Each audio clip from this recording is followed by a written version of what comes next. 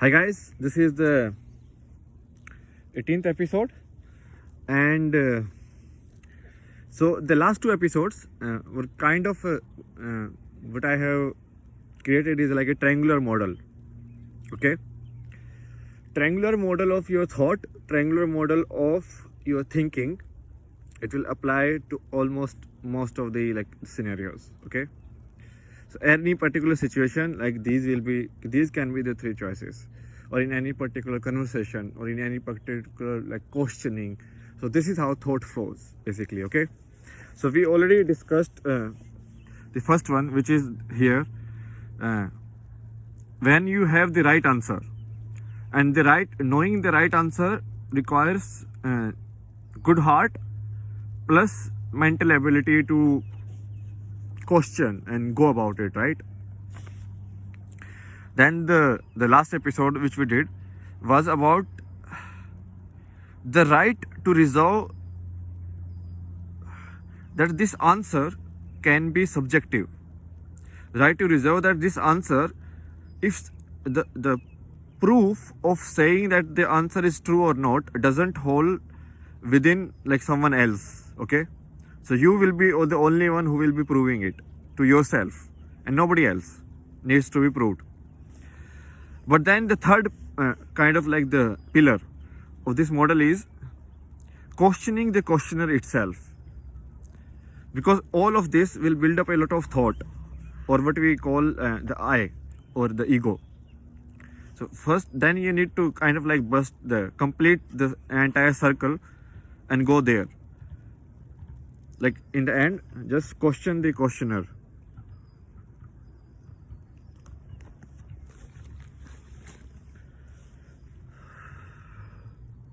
So this one we will discuss today. We have already discussed the first, which is the right answer, for which there are methods, and you need the right heart plus the mind. Then second is, even if you disagree, there is an agreement in the disagreement, right? That the answer can be subjective. So basically what you call the right answer is 0 or 1, that is fine. Or what if you name your god like Ram or Krishna or Jesus, so that is fine. Understand? But the way you look at it, the real thing is same, right? Okay.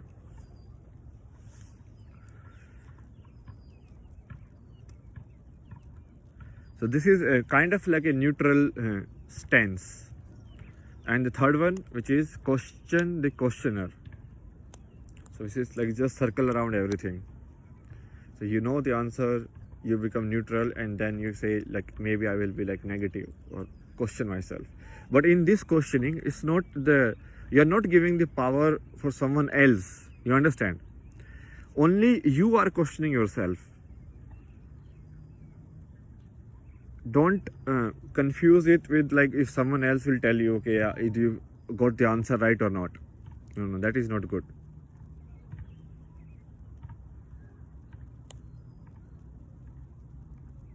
Be human in a sense, because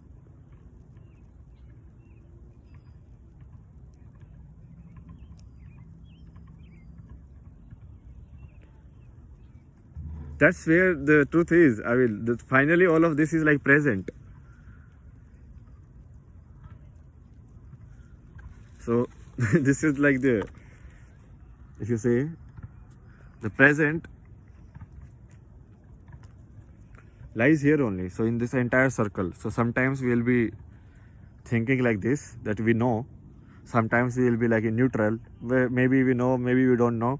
Or sometimes we will be just who is this person who is knowing?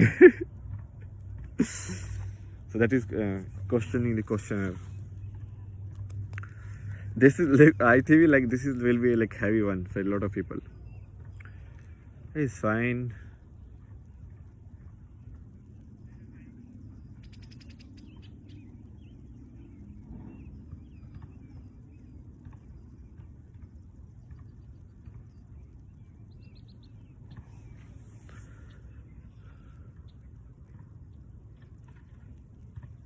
So this is actually like to live your life, you need to create a story. Okay, because without story you cannot live. You have to have a name, you have to have an age, all of these. Okay, you have to have a skin color, and you cannot live in isolation. Okay,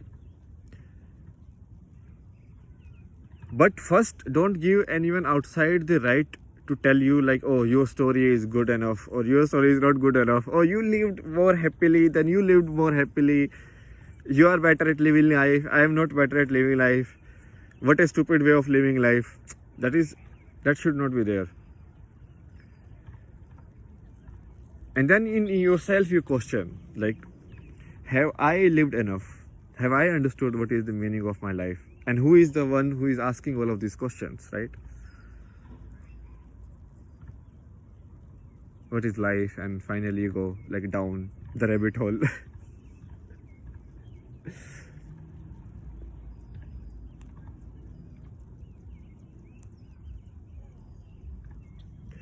Questioning the questioner is basically an end point of the logic.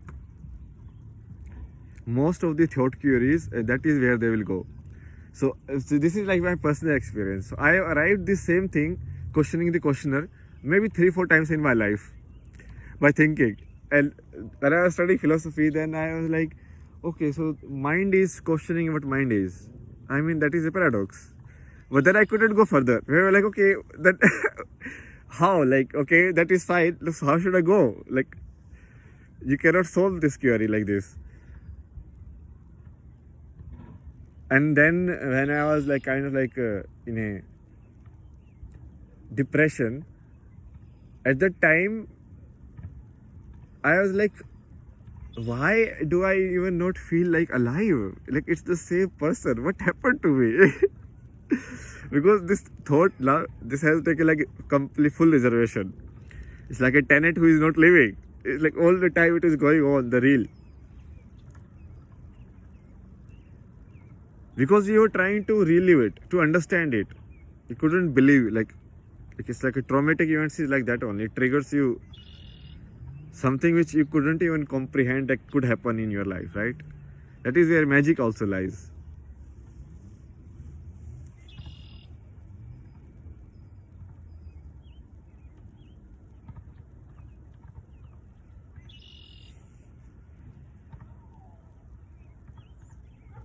So this is the end of the logic.